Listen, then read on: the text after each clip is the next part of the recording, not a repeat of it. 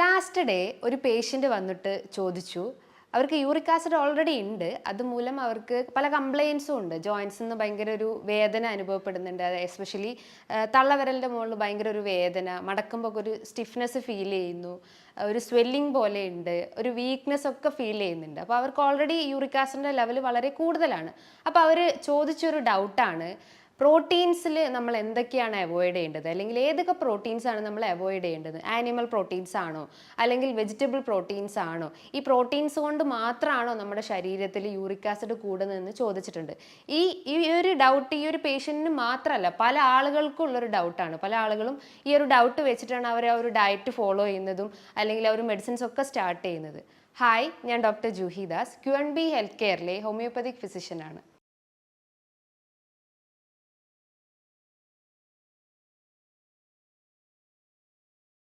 നമ്മുടെ ശരീരത്തിലെ ഏറ്റവും പ്രധാനപ്പെട്ട ഒരു എലമെൻറ്റ് അല്ലെങ്കിൽ ഒരു മിനറലാണ് യൂറിക് ആസിഡ് എന്ന് പറയുന്നത്. പല ആളുകൾക്കുള്ളൊരു തെറ്റായ ഒരു ചിന്താഗതി എന്ന് പറഞ്ഞു കഴിഞ്ഞാൽ, യൂറിക് ആസിഡ് കൂടിക്കഴിഞ്ഞാൽ ഇങ്ങനത്തെ ജോയിൻറ്റ് കംപ്ലയിൻറ്റ്സ് വരുന്നു, അല്ലെങ്കിൽ ജോയിൻസിനൊക്കെ സ്റ്റിഫ്നെസ് വരുന്നു, അതൊരു വേസ്റ്റ് പ്രൊഡക്റ്റ് ആണ്, അല്ലെങ്കിൽ അത് നമ്മുടെ ശരീരത്തിന് വേണ്ടാത്തൊരു പ്രൊഡക്റ്റ് ആണെന്നാണ് പല ആളുകളും ചിന്തിച്ചിട്ടുള്ളത്. പക്ഷേ നമ്മുടെ ശരീരത്തിന് ആവശ്യമായിട്ടുള്ള ഒന്നാണ് ഈ യൂറിക് ആസിഡ്. പക്ഷേ എന്തിൻ്റെയും അളവ് നമ്മുടെ ശരീരത്തിൽ കൂടുമ്പോഴാണ് അത് നമ്മുടെ ശരീരത്തിൽ നെഗറ്റീവായിട്ടുള്ള ഒരു ഇമ്പാക്റ്റ് ക്രിയേറ്റ് ചെയ്യുന്നത്. അപ്പം യൂറിക് ആസിഡ് എന്ന് പറയുമ്പം അതിൻ്റെ ഒരു മെയിൻ ക്വാളിറ്റീസ് അല്ലെങ്കിൽ അതിൻ്റെ മെയിൻ ഫങ്ഷൻസ് എന്ന് പറയുമ്പം അതൊരു ഗ്രേറ്റ് ആൻറ്റി ഓക്സിഡൻസ് ആയിട്ട് വർക്ക് ചെയ്യുന്നു. ആൻറ്റി ഓക്സിഡൻസ് എന്ന് പറയുമ്പം നമ്മുടെ ശരീരത്തിലെ ഫ്രീ റാഡിക്കൽസിനെ കുറയ്ക്കാൻ സഹായിക്കുന്നു. അല്ലെങ്കിൽ എന്തെങ്കിലും നീർക്കെട്ട് പ്രശ്നങ്ങൾ ഉണ്ടെങ്കിൽ, അല്ലെങ്കിൽ ഇൻഫ്ലമേറ്ററി ചേഞ്ചസ് ഒക്കെ ഉണ്ടെങ്കിൽ അതിനെ കുറയ്ക്കാൻ സഹായിക്കുന്ന ഒന്നാണ് ഈ യൂറിക് ആസിഡ് എന്ന് പറയുന്നത്. അതോടൊപ്പം തന്നെ അതിൻ്റെ മറ്റൊരു ഫങ്ഷൻ അല്ലെങ്കിൽ അതിൻ്റെ മറ്റൊരു പ്രോപ്പർട്ടി എന്ന് പറയുമ്പം നമ്മുടെ ശരീരത്തിലെ പ്രതിരോധ കോശങ്ങളെ ഇമ്പ്രൂവ് ചെയ്യുന്ന, അല്ലെങ്കിൽ നമ്മുടെ ഇമ്മ്യൂണിറ്റീനെ ഇമ്പ്രൂവ് ചെയ്യാൻ സഹായിക്കുന്ന ഒന്നാണ് ഈ യൂറിക് ആസിഡ് എന്ന് പറയുന്നത്. അങ്ങനെ പല രീതിയിലുള്ള ഫങ്ഷൻസ് നമ്മളെ ബോഡിയിൽ യൂറിക് ആസിഡ് ചെയ്യുന്നു. പക്ഷേ അതിൻ്റെ ഒരു ഫങ്ഷൻസ് അല്ലെങ്കിൽ അതിൻ്റെ ഒരു ലെവല് ഹൈ ആവുമ്പോഴാണ്, അല്ലെങ്കിൽ ആ ഒരു നോർമൽ റേഞ്ച് എന്ന് പറയുമ്പോൾ ഏകദേശം ഒരു 3.2 മുതൽ ഒരു 6.8 വരെയൊക്കെയാണ് ഇതിനൊരു നോർമൽ റേഞ്ച് എന്ന് പറയുന്നത്. അപ്പോൾ ആ ഒരു നോർമൽ വാല്യൂ നിന്ന് അതിൻ്റെ ആ ഒരു ലെവല് ഹൈ ലെവലിലേക്ക് പോകുമ്പോഴാണ് നമ്മുടെ ശരീരത്തിൽ പല രീതിയിലുള്ള പ്രശ്നങ്ങൾ ഉണ്ടാക്കുന്നത്. മെയിനായിട്ട് യൂറിക് ആസിഡ് ഉണ്ടാക്കുന്ന ഒരു ബുദ്ധിമുട്ട് എന്ന് പറയുമ്പോൾ മെയിൻലി നമ്മുടെ ജോയിൻസിന് എഫക്റ്റ് ചെയ്യുന്നു. സെക്കൻഡറി ആയിട്ട് നമ്മുടെ ഓർഗൻസിൽ എഫക്റ്റ് ചെയ്യുന്നു. ഓർഗൻസ് എന്ന് പറയുമ്പോൾ മെയിൻലി കിഡ്നീസിന് എഫക്റ്റ് ചെയ്യുന്നു. അപ്പോൾ രണ്ട് രീതിയിലാണ് ഇതിൻ്റെ സിംറ്റംസ് നമ്മളെ ബോഡിയിൽ കാണിക്കുക.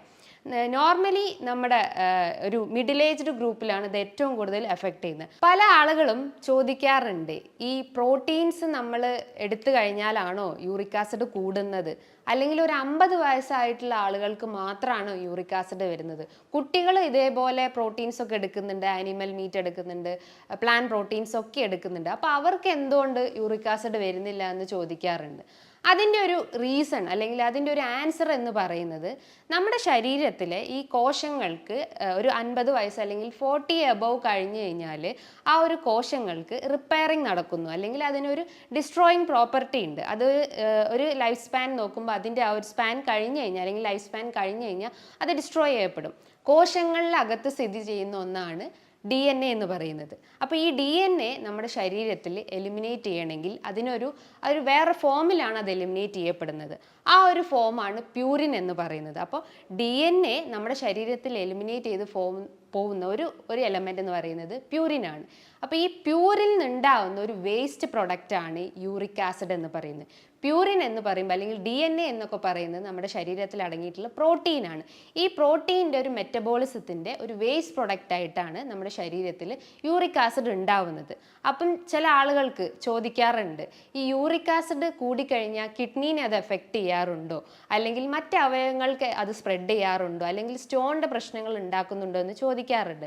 അപ്പം ഞാൻ ഇനീഷ്യലി തന്നെ പറഞ്ഞിട്ടുണ്ട്, നമ്മുടെ ശരീരത്തിൽ യൂറിക് ആസിഡ് കൂടിക്കഴിഞ്ഞാൽ രണ്ട് രീതിയിലാണ് അത് എഫക്റ്റ് ചെയ്യുക. ഒന്ന് നമ്മുടെ ജോയിൻസിന് എഫക്റ്റ് ചെയ്യും, സെക്കൻഡറി ആയിട്ട് റീനൽ കാൽക്കുലൈ പോലത്തെ പ്രശ്നങ്ങൾ ഉണ്ടാക്കുന്നു, അതായത് നെഫ്രോലിത്തിയാസിസ് പോലത്തെ കംപ്ലയിൻസ് ഉണ്ടാക്കുന്നു. അപ്പം ഈ സ്റ്റോൺ പ്രശ്നങ്ങൾ ഉണ്ടാകുമ്പോൾ നമുക്ക് യൂറിനറി ഒബ്സ്ട്രക്ഷൻസ് ഉണ്ടാവുന്നു, അതായത് യൂറിൻ ഔട്ട്പുട്ട് അവിടെ റെഡ്യൂസ്ഡ് ആവുന്ന പ്രശ്നങ്ങൾ ഉണ്ടാവുന്നു. അതോടൊപ്പം തന്നെ അവർക്ക് ജനറൽ കംപ്ലയിൻസ് ആയിട്ടുള്ള ഫീവർ, അതായത് അതിശക്തമായിട്ടുള്ള പനി അനുഭവപ്പെടാം, ലോവർ ബാക്ക് ഗൗട്ടി, അതായത് നടുവേദന അനുഭവപ്പെടാം. ആ നടുവേദന റേഡിയേറ്റ് ചെയ്തിട്ട് നമ്മുടെ കാലിന് തൊടയിലേക്കൊക്കെ ഇറങ്ങി വരാം, അല്ലെങ്കിൽ നമ്മുടെ ആ ഒരു ഇൻഗ്വൈനൽ റീജിയനിലേക്കൊക്കെ റേഡിയേറ്റ് ചെയ്ത് വരാം. അതിശക്തമായിട്ടുള്ള ഒരു വീക്ക്നെസ് അനുഭവപ്പെടാം. ഇതൊക്കെയാണ് മെയിനായിട്ട് റീനൽ കംപ്ലയിൻസ് ഉള്ള ആളുകൾ പറയപ്പെടാറ്. ഈ യൂറിക് ആസിഡിൻ്റെ അല്ലെങ്കിൽ ഗൗട്ടി ആർത്രൈറ്റിസ് ഏറ്റവും കൂടുതൽ ബാധിക്കുന്നത് പുരുഷന്മാരിലാണ്. കാരണം സ്ത്രീകളെ അപേക്ഷിച്ച് നോക്കുമ്പം അവരുടെ ശരീരത്തിൽ ആ ഒരു ഹോർമോണൽ ഇംബാലൻസ് ഉണ്ടാവുന്നു. അതായത് സ്ത്രീകളെ നോക്കുമ്പം അവർക്കൊരു 40 ഏജ് വരെ ഒരു പ്രൊട്ടക്റ്റീവ് ബാരിയർ ആയിട്ട് അവരുടെ ശരീരത്തിലെ ഈസ്ട്രജൻ വർക്ക് ചെയ്യുന്നു. അപ്പോൾ ഒരു മെനോപോസ് സ്റ്റേജിന് ശേഷമാണ് അവർക്ക് ഇത്തരം യൂറിക് ആസിഡിൻ്റെ പ്രശ്നങ്ങൾ ഉണ്ടാവുന്നത്. പക്ഷേ അങ്ങനത്തെ ഒരു പ്രൊട്ടക്റ്റീവ് ബാരിയർ ഈ ഒരു മെയിൽ ബോഡിയിൽ ഉണ്ടാവുന്നില്ല. അപ്പോൾ അതാണ് ഏറ്റവും കൂടുതൽ പുരുഷന്മാരിൽ ഇത്തരം യൂറിക് ആസിഡിൻ്റെ പ്രശ്നങ്ങൾ വർദ്ധിച്ചു വരുന്നത്. ഏകദേശം ഒരു മിഡിൽ ഏജ്ഡ് ഗ്രൂപ്പ്, അതായത് ഒരു 45 അല്ലെങ്കിൽ ഒരു 40 ഏജ് എബോവ് ആയിട്ടുള്ള ആളുകളിലാണ് ഇന്ന് ഏറ്റവും കൂടുതൽ യൂറിക് ആസിഡിൻ്റെ പ്രശ്നങ്ങൾ ഉണ്ടാവുന്നത്. അപ്പോൾ അതുമൂലവും ആ യൂറിക് ആസിഡ് കൂടിക്കഴിഞ്ഞാൽ അതുമൂലം പല കോംപ്ലിക്കേഷൻസും ഉണ്ടാവും. അപ്പോൾ ആ ഒരു യൂറിക് ആസിഡ് വർദ്ധിക്കാനുള്ള കാരണങ്ങൾ എന്ന് പറയുമ്പം മേ ബി അവരുടെ ശരീരത്തിൽ എന്തെങ്കിലും ഹോർമോണൽ ഇംബാലൻസ് ഉണ്ടാവും. സ്ത്രീകളാവട്ടെ പുരുഷന്മാരാവട്ടെ, അതായത് ഹൈപ്പോതൈറോയിഡിസം കേസസ് അല്ലെങ്കിൽ ഹൈപ്പർ പാരാതൈറോയിഡിസം കേസസിലൊക്കെ ഇത്തരം യൂറിക് ആസിഡിൻ്റെ പ്രശ്നങ്ങൾ വർദ്ധിച്ചു വരികയാണ്. അതേപോലെ തന്നെ അവരുടെ ശരീരത്തിൽ ഷുഗർ ലെവൽ ഇൻക്രീസ്ഡ് ആയിട്ടുണ്ട്, അല്ലെങ്കിൽ ഡയബറ്റിക്സ് പേഷ്യൻസിലൊക്കെ ഇത്തരം യൂറിക് ആസിഡിൻ്റെ പ്രശ്നങ്ങൾ വളരെ കോമൺലി കണ്ടുവന്നിട്ടുണ്ട്. ഏകദേശം ഒരു 60% ആളുകളിലും ഇത്തരം കംപ്ലയിൻസ് നമ്മൾ ശ്രദ്ധിക്കപ്പെട്ടിട്ടുണ്ട്. അപ്പോൾ അതേപോലെ തന്നെ അവർ ഡയറ്റിൽ കൂടുതലായിട്ടും ഷുഗർ അടങ്ങിയിട്ടുള്ള ഭക്ഷണങ്ങൾ അല്ലെങ്കിൽ ഒരു ഗ്ലൂട്ടൻ അടങ്ങിയിട്ടുള്ള ഭക്ഷണങ്ങളൊക്കെ കൂടുതലായിട്ടും അവരുടെ ഡയറ്റിൽ ഉൾപ്പെടുത്തുന്നുണ്ടെങ്കിൽ, അതേപോലെ തന്നെ ഈസ്റ്റ് അടങ്ങിയിട്ടുള്ള ഭക്ഷണങ്ങളൊക്കെ ഡയറ്റിൽ ഉൾപ്പെടുത്തുന്നുണ്ടെങ്കിൽ അവർക്ക് ഇത്തരം ജോയിൻറ്റ് റിലേറ്റ് ചെയ്തിട്ടുള്ള കംപ്ലയിൻസ് ഉണ്ടാക്കുന്നു. ഞാൻ നേരത്തെ പറഞ്ഞു, ഒരു പ്യൂരിൻ മെറ്റബോളിസത്തിൻ്റെ ഒരു വേസ്റ്റ് പ്രൊഡക്റ്റ് അല്ലെങ്കിൽ ഒരു ബൈ പ്രൊഡക്റ്റ് ആണ് നമ്മുടെ ശരീരത്തിലെ യൂറിക് ആസിഡ് എന്ന് പറയുന്നു. അപ്പം നമ്മുടെ ശരീരത്തിൽ എങ്ങനെയാണ് ഈ പ്രോട്ടീൻസ് ഉൽപ്പാദിക്കപ്പെടുന്നത്? ഒന്ന്, നമ്മൾ കഴിക്കുന്ന പ്രോട്ടീൻ അടങ്ങിയിട്ടുള്ള ഭക്ഷണങ്ങൾ, അതിപ്പോൾ ആനിമൽ പ്രോട്ടീൻസ് ആവട്ടെ അല്ലെങ്കിൽ വെജിറ്റബിൾ പ്രോട്ടീൻസ് ആവട്ടെ, അതായത് റെഡ് മീറ്റ് പോലത്തെ ചുവന്ന മാംസങ്ങൾ അല്ലെങ്കിൽ പയറുവർഗ്ഗങ്ങളാവട്ടെ, അങ്ങനെ എന്തെങ്കിലും ഒരു ഫുഡ് പ്രോട്ടീൻസ് നമ്മൾ എടുക്കുന്നു. അതോടൊപ്പം തന്നെ നമ്മുടെ കോശങ്ങൾ, നമ്മുടെ ശരീരത്തിലുള്ള കോശങ്ങൾക്കിടയിൽ ഉണ്ടാവുന്ന പ്രോട്ടീൻസ്. അപ്പം ഈ രണ്ട് പ്രോട്ടീൻസിൻ്റെ ആ ഒരു ബൾക്ക് ഫോം അല്ലെങ്കിൽ ആ ഒരു പ്രോട്ടീൻസ് നമ്മുടെ ലിവറിൽ വെച്ചിട്ടാണ് അത് ഡീഗ്രേഡ് ചെയ്യുന്നത്, അല്ലെങ്കിൽ ലിവറിൽ വെച്ചിട്ടാണ് അത് മെറ്റബോളൈസ് ചെയ്യുന്നത്. അപ്പോൾ ആ ലിവറിൽ നിന്ന് അതിൻ്റെ ഒരു വേസ്റ്റ് പ്രൊഡക്റ്റ് അല്ലെങ്കിൽ ആ പ്രോട്ടീൻ്റെ ഒരു വേസ്റ്റ് പ്രൊഡക്റ്റ് അല്ലെങ്കിൽ ബൈ പ്രൊഡക്റ്റ് ആയിട്ട് വരുന്ന ഒന്നാണ് ഈ യൂറിക് ആസിഡ് എന്ന് പറയുന്നത്. അപ്പം നമുക്ക് ഫാറ്റി ലിവർ ഇഷ്യൂസ് എന്തെങ്കിലും അല്ലെങ്കിൽ ലിവർ സംബന്ധമായിട്ട് എന്തെങ്കിലും ഒരു ബുദ്ധിമുട്ടുണ്ടെങ്കിലും അതുമൂലവും നമുക്ക് ഈ ഒരു യൂറിക് ആസിഡിൻ്റെ പ്രശ്നങ്ങൾ ഉണ്ടാവുന്നു.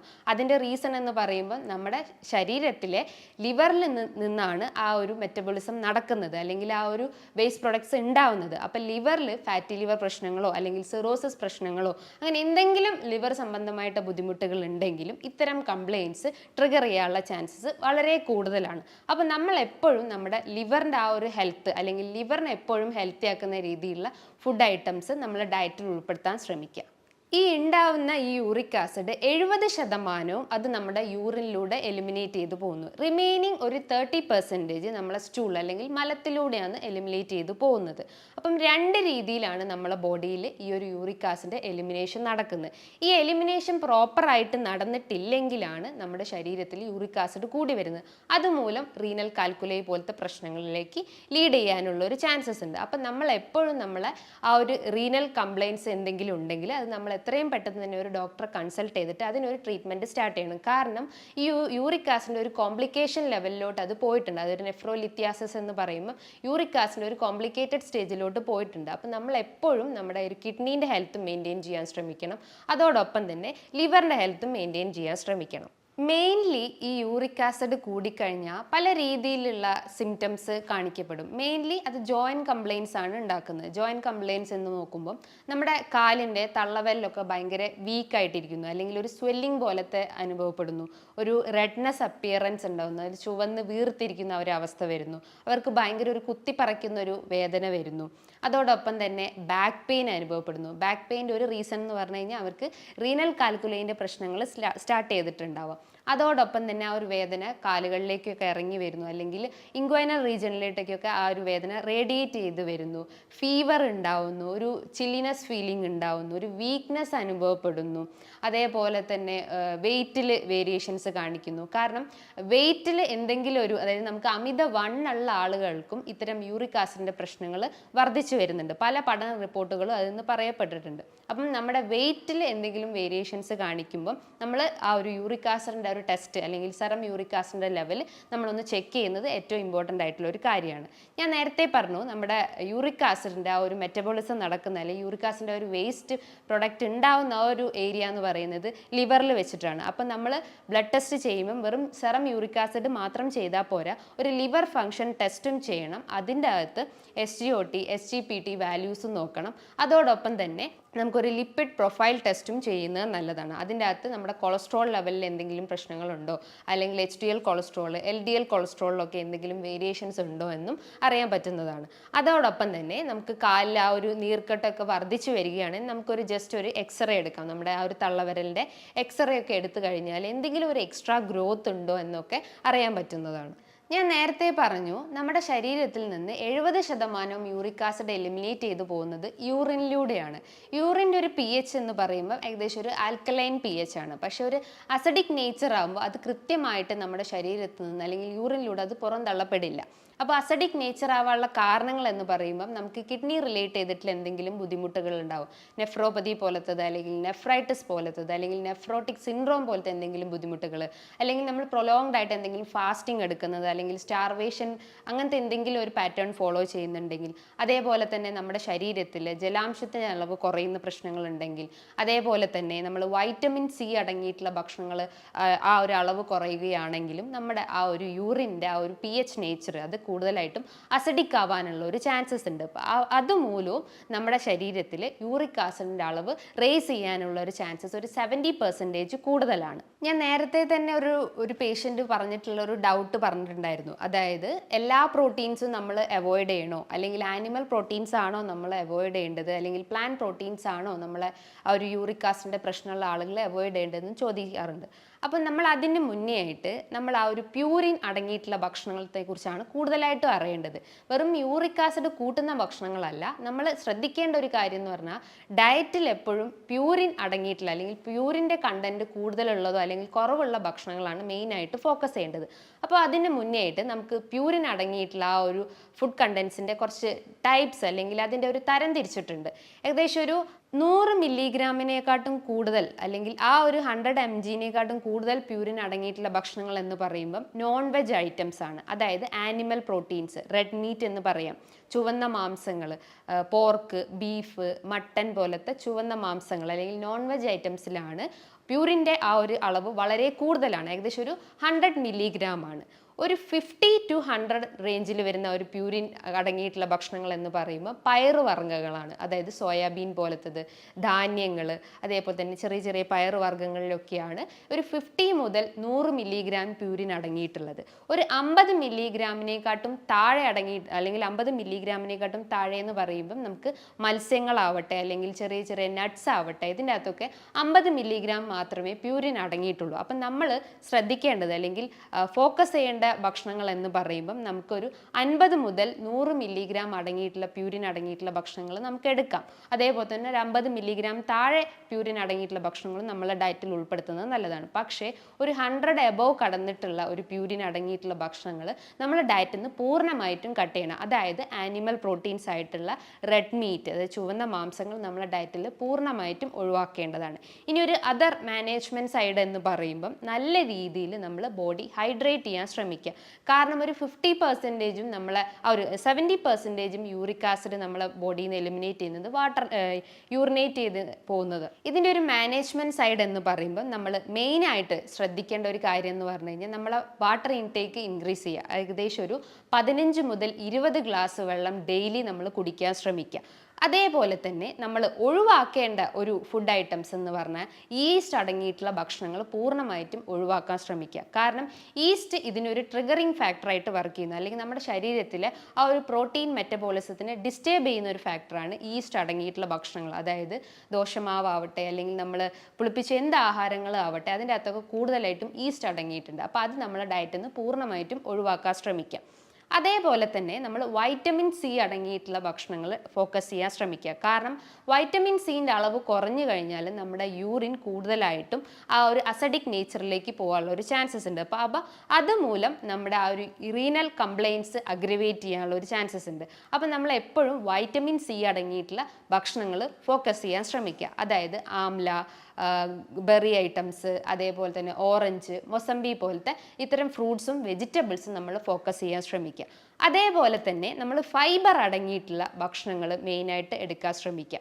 അതേപോലെ നമുക്ക് ഡയറ്റിൽ ഉൾപ്പെടുത്തേണ്ട ഒരു കണ്ടന്റ് എന്ന് പറഞ്ഞു കഴിഞ്ഞാൽ നമുക്ക് പച്ച പപ്പായ ഡയറ്റിൽ ഉൾപ്പെടുത്തുന്നത് നല്ലതാണ്. ഇത് നമ്മുടെ ശരീരത്തിൽ എന്തെങ്കിലും ഇമ്മ്യൂണിറ്റി പ്രശ്നങ്ങളോ അല്ലെങ്കിൽ HBൻ്റെ അളവ് കുറവാണെങ്കിലോ അല്ലെങ്കിൽ പ്ലേറ്റ്ലെറ്റിൻ്റെ അളവൊക്കെ കുറവാണെങ്കിൽ അതിനെ ബൂസ്റ്റപ്പ് ചെയ്യാൻ ചെയ്യും. അതോടൊപ്പം തന്നെ നമ്മുടെ യൂറിക് ആസിഡിൻ്റെ പ്രശ്നങ്ങളുണ്ടെങ്കിൽ അത് നമുക്ക് പൂർണ്ണമായിട്ടും ഒഴിവാക്കാൻ പറ്റുന്നതാണ്. ഞാൻ നേരത്തെ പറഞ്ഞു, അമിതവണ്ണം അല്ലെങ്കിൽ ഭാരമുള്ള ആളുകളൊക്കെ ആണെങ്കിൽ അവർ വെയിറ്റ് എപ്പോഴും കുറയ്ക്കാൻ ശ്രമിക്കുക. കാരണം ഈ ഒരു അമിതവണ്ണം ഈ ഒരു യൂറിക് ആസിഡിനെ ട്രിഗർ ചെയ്യുന്നു അല്ലെങ്കിൽ അതിനെ ഇൻക്രീസ് ചെയ്യുന്ന ഒരു ഫാക്ടറാണ്. അപ്പം നമ്മൾ എപ്പോഴും വെയിറ്റിനെ കൺട്രോൾ ചെയ്യാൻ ശ്രമിക്കുക. നമ്മളെ ഹൈറ്റിന് പ്രൊപ്പോർഷണലായിട്ട് നമ്മളെ വെയിറ്റിനെ എപ്പോഴും ഫോക്കസ് ചെയ്യാൻ ശ്രമിക്കുക. പല ആളുകളും ഇരുന്ന് ജോലി ചെയ്യുന്ന ആളുകളായിരിക്കും, അതൊരു സെഡൻറ്ററി ലൈഫ് ഫോളോ ചെയ്യുന്ന ആളുകളായിരിക്കും നമ്മളിൽ ഓൾമോസ്റ്റ് എല്ലാവരും തന്നെ. അപ്പം അവർക്ക് ആ ഒരു എനർജി കൺവേർഷൻ നടക്കുന്നില്ല. അവരുടെ ശരീരത്തിൽ കൃത്യമായിട്ട് ഒരു മെറ്റബോളിസം അല്ലെങ്കിൽ ഫാറ്റിൻ്റെയും പ്രോട്ടീൻ മെറ്റബോളിസം ഒന്നും കൃത്യമായിട്ട് നടക്കാതിരിക്കുന്നു. അപ്പോൾ അതുമൂലം അവർക്ക് ഫാറ്റി ലിവർ പ്രശ്നങ്ങൾ ഉണ്ടാവുന്നു. അപ്പം അങ്ങനെ ഒരു പ്രശ്നം വന്നു കഴിഞ്ഞാൽ എന്താ, നമ്മുടെ ശരീരത്തിൽ യൂറിക് ആസിഡിൻ്റെ അളവ് ഇൻക്രീസ് ചെയ്യപ്പെടുന്നു. കാരണം ലിവർ അവിടെ ഓൾറെഡി ഡാമേജ്ഡ് ആണ്. അപ്പം യൂറിക് ആസിഡിൻ്റെ അളവ് നമ്മുടെ ശരീരത്തിൽ ഇൻക്രീസ് ചെയ്യുന്നു. അപ്പം നമ്മൾ എപ്പോഴും ഫോക്കസ് ചെയ്യേണ്ടത് നമ്മളെ ശരീരം എപ്പോഴും ഒരു മൂവ്മെൻറ്റിലേക്ക് കൊടുക്കുക, അല്ലെങ്കിൽ ഒരു വ്യായാമം നമ്മുടെ ശരീരത്തിൽ എപ്പോഴും ഫോക്കസ് ചെയ്യാൻ ശ്രമിക്കുക. അതേപോലെ തന്നെ നിങ്ങളുടെ ഡയറ്റിൽ ചെയ്യേണ്ട ഒരു ടിപ്പ് എന്ന് പറഞ്ഞു കഴിഞ്ഞാൽ ആപ്പിൾ സിഡർ വിനെഗർ നിങ്ങളുടെ ഡയറ്റിൽ യൂസ് ചെയ്യുന്നത് ഏറ്റവും ഇമ്പോർട്ടൻ്റ് ആയിട്ടുള്ള ഒരു കാര്യമാണ്. കാരണം നമ്മുടെ ശരീരത്തിൽ എന്തെങ്കിലും നീർക്കെട്ട് പ്രശ്നങ്ങളോ അല്ലെങ്കിൽ ജോയിൻസിൻ്റെ ആ ഒരു സ്വെല്ലിങ്ങിനെ കുറയ്ക്കാൻ സഹായിക്കുന്നതാണ് ഈ ഒരു വിനെഗർ അല്ലെങ്കിൽ ആപ്പിൾ സിഡർ വിനെഗർ എന്ന്. ഇത് എങ്ങനെ യൂസ് ചെയ്യണമെന്ന് പറഞ്ഞു കഴിഞ്ഞാൽ നമ്മൾ ഭക്ഷണത്തിന് ശേഷമായിട്ട് ഒന്നോ രണ്ടോ ടീസ്പൂൺ ആപ്പിൾ സിഡർ വിനെഗർ ഒരു ഗ്ലാസ് വെള്ളത്തിൽ മിക്സ് ചെയ്തിട്ട് ഭക്ഷണത്തിന് ശേഷമായിട്ട് ഒരു 10-15 മിനിറ്റ് ശേഷം നമ്മൾ കുടിക്കുന്നത് ഏറ്റവും നല്ല കാര്യമാണ്. ഇങ്ങനെ ചെയ്യുമ്പം എന്തെങ്കിലും ഇൻഫ്ലമേറ്ററി ചേഞ്ചസ് ഉണ്ടെങ്കിൽ അല്ലെങ്കിൽ എന്തെങ്കിലും നീർക്കെട്ട് പ്രശ്നങ്ങളുണ്ടെങ്കിൽ അതിനെ കുറയ്ക്കാൻ സഹായിക്കുന്ന ഒന്നാണ് ഈ ആപ്പിൾ സിഡർ വിനെഗർ. പക്ഷേ അസിഡിറ്റി കംപ്ലയിൻസ് ഉള്ള ആളുകളാണെങ്കിൽ അല്ലെങ്കിൽ ഇൻഫ്ലമേറ്ററി കംപ്ലയിൻസോ അല്ലെങ്കിൽ ഗ്യാസ്ട്രൈറ്റിസ് പ്രശ്നം ഉള്ള ആളുകളാണെങ്കിൽ അവർ ഇത്തരം ടിപ്സ് ഫോളോ ചെയ്യുന്നത് കഴിവതും ഒഴിവാക്കാൻ ശ്രമിക്കുക. കാരണം ഇത് അവരെ അസിഡിറ്റീൻ്റെ കംപ്ലയിൻസ് ഇൻക്രീസ് ചെയ്യാൻ ശ്രമിക്കുന്നതാണ്. അതേപോലെ തന്നെ അവരുടെ ഡയറ്റിൽ എപ്പോഴും ആൻറ്റി ഓക്സിഡൻസ് അടങ്ങിയിട്ടുള്ള ഭക്ഷണങ്ങൾ എടുക്കാൻ ശ്രമിക്കുക. കാരണം യൂറിക് ആസിഡ് എന്ന് പറഞ്ഞു കഴിഞ്ഞാൽ ഒരു ആൻറ്റി ഓക്സിഡൻറ്റ് പ്രോപ്പർട്ടിയാണ്. അപ്പോൾ ആ ഒരു പ്രോപ്പർട്ടി അവിടെ റെഡ്യൂസ്ഡ് ആവുന്നു, അല്ലെങ്കിൽ യൂറിക് ആസിഡിൻ്റെ അളവ് കൂടി കഴിയുമ്പോൾ ആ ഒരു പ്രോപ്പർട്ടി അവിടെ റെഡ്യൂസ്ഡ് ആയി പോകുന്നു. അപ്പോൾ നമ്മൾ എപ്പോഴും അതിന് എക്സ്റ്റേണലി ഒരു ആൻറ്റി ഓക്സിഡൻറ്റ് പ്രോപ്പർട്ടി അടങ്ങിയിട്ടുള്ള ഭക്ഷണങ്ങൾ ഫോക്കസ് ചെയ്യാൻ ശ്രമിക്കുക. അതെന്ന് പറയുമ്പോൾ നമുക്ക് ഡേറ്റ്സ് എടുക്കാം, അല്ലെങ്കിൽ നട്ട്സ് ഐറ്റംസ് എടുക്കാം, സീഡ്സ്, ആംല, ബെറീസ്, അതേപോലെ തന്നെ ഫ്രൂട്ട്സ്, വെജിറ്റബിൾസ്. ഇതിൻ്റെ അകത്തൊക്കെ ഒരുപാട് ആൻറ്റി ഓക്സിഡൻറ്റ് പ്രോപ്പർട്ടി ഉണ്ട്. അതുപോലെ തന്നെ കറുവപ്പട്ട പോലത്തെ എന്തെങ്കിലും ഫ്ലേവറിങ് ഏജൻറ്റ്സ്, ഇതിൻ്റെ അകത്തൊക്കെ നല്ല രീതിയിൽ നമ്മുടെ ശരീരത്തിൽ ആ ഒരു ഫ്രീ റാഡിക്കൽസിനെ കുറയ്ക്കാൻ പറ്റുന്നതാണ്. അതേപോലെ തന്നെ നമ്മൾ ഒമേഗ 3 ഫാറ്റി ആസിഡ്സ്, അതായത് നട്ട്സിൽ അടങ്ങിയിട്ടുണ്ട്. അതേപോലെ തന്നെ ബദാം, വാൽനട്ട് പോലത്തെ ഇത്തരം ധാന്യങ്ങളിൽ അല്ലെങ്കിൽ ചെറുധാന്യങ്ങളിലോ അല്ലെങ്കിൽ സീഡ്സിലൊക്കെ അടങ്ങിയിട്ടുണ്ട്. അപ്പോൾ അത് നമ്മളെ ഡയറ്റിൽ ഫോക്കസ് ചെയ്യാൻ ശ്രമിക്കുക. ഞാൻ നേരത്തെ പറഞ്ഞു, ഒരു 50 മില്ലിഗ്രാം പ്രോട്ടീൻ അടങ്ങിയിട്ടുള്ള അല്ലെങ്കിൽ പ്യൂരിൻ അടങ്ങിയിട്ടുള്ള ഭക്ഷണങ്ങൾ നിങ്ങൾക്ക് എടുക്കുന്നതുകൊണ്ട് കുഴപ്പമില്ല. അതേപോലെ തന്നെ ഒരു 50 മുതൽ 100 മില്ലിഗ്രാം പ്യൂരിൻ അടങ്ങിയിട്ടുള്ള ഡയറ്റും നിങ്ങൾക്ക് ഫോക്കസ് ചെയ്യാൻ ശ്രമിക്കുക. 50 മില്ലിഗ്രാം അടങ്ങിയിട്ടുള്ള ഭക്ഷണങ്ങൾ എന്ന് പറയുമ്പോൾ പ്രോബയോട്ടിക്സ് ആണ് മെയിനായിട്ട്. തൈര്, മോര്, അതേപോലെ തന്നെ പാല്, പഴങ്കഞ്ഞി, ഇതിൻ്റെ അകത്തൊക്കെ നല്ല രീതിയിൽ അതായത് ഏകദേശം ഒരു 50 മില്ലിഗ്രാം പ്രോട്ടീൻ അടങ്ങിയിട്ടുണ്ട്. അതേപോലെ തന്നെ ഒരു 50 to 100 മില്ലിഗ്രാം അടങ്ങിയിട്ടുള്ള അല്ലെങ്കിൽ പ്രോട്ടീൻ അടങ്ങിയിട്ടുള്ള ഭക്ഷണങ്ങൾ എന്ന് പറയുമ്പം ചെറുധാന്യങ്ങൾ, പയറുവർഗ്ഗങ്ങൾ, അതേപോലെ തന്നെ മറ്റ് എന്തെങ്കിലും സോയ പ്രൊഡക്ട്സ് പോലത്തെ അത്തരം ഫുഡ് ഐറ്റംസിലൊക്കെ ഒരു 50 അല്ലെങ്കിൽ 100 മില്ലിഗ്രാം ഏകദേശം ഒരു പ്രോട്ടീൻ അടങ്ങിയിട്ടുണ്ട്. അപ്പം ഇത് ഞങ്ങളെ ഡയറ്റിൽ മെയിനായിട്ട് ഫോക്കസ് ചെയ്യാൻ ശ്രമിക്കുക. അപ്പോൾ നമ്മൾ എപ്പോഴും നമ്മൾ ആ ഒരു ഹെൽത്തി ലൈഫ് സ്റ്റൈൽ മെയിൻറ്റെയിൻ ചെയ്യുമ്പോൾ നമ്മുടെ ലിവറിൻ്റെ ഫംഗ്ഷൻ പ്രോപ്പർ ആണോ എന്ന് ചെക്ക് ചെയ്യുക. അതോടൊപ്പം തന്നെ നമ്മുടെ ആ ഒരു കിഡ്നി ഫംഗ്ഷൻ പ്രോപ്പർ ആണോ എന്ന് ചെക്ക് ചെയ്യുക. അതായത് LFT പോലത്തതും റീനൽ ഫംഗ്ഷൻ ടെസ്റ്റ് പോലത്തെ ടെസ്റ്റുകൾ നിങ്ങൾ ചെയ്ത് കഴിഞ്ഞാൽ എന്തെങ്കിലും വേരിയേഷൻസ് ഉണ്ടോ എന്നറിയാൻ പറ്റുന്നതാണ്. അപ്പം നമ്മളെ ഡയറ്റിൽ ഈ പറഞ്ഞിട്ടുള്ള കാര്യങ്ങൾ മെയിനായിട്ട് ഫോക്കസ് ചെയ്ത് കഴിഞ്ഞാൽ ഇത്തരം ജോയിൻറ്റ് റിലേറ്റ് ചെയ്തിട്ടുള്ള പ്രശ്നങ്ങൾ നിങ്ങൾക്ക് പൂർണ്ണമായിട്ടും ഒഴിവാക്കാവുന്നതാണ്. ഇതോടൊപ്പം തന്നെ ഒരു 30% നിങ്ങൾ മെഡിസിൻസും ഫോളോ ചെയ്യുന്നുണ്ടെങ്കിൽ ഇത്തരം പ്രശ്നങ്ങളെ നമുക്ക് ആ ഒരു പെർമനൻ്റ് ആയിട്ട് നമുക്ക് റെഡ്യൂസ് ചെയ്യുന്നതാണ്. ഇനി ഇതുമായി ബന്ധപ്പെട്ട് നിങ്ങൾക്ക് എന്തെങ്കിലും സംശയങ്ങൾ ഉണ്ടെങ്കിൽ താഴെ കാണുന്ന നമ്പറിൽ കോൺടാക്റ്റ് ചെയ്യാവുന്നതാണ്. നല്ലൊരു ഹെൽത്ത് ടോപ്പിക്കുമായി വീണ്ടും കാണാം. നന്ദി.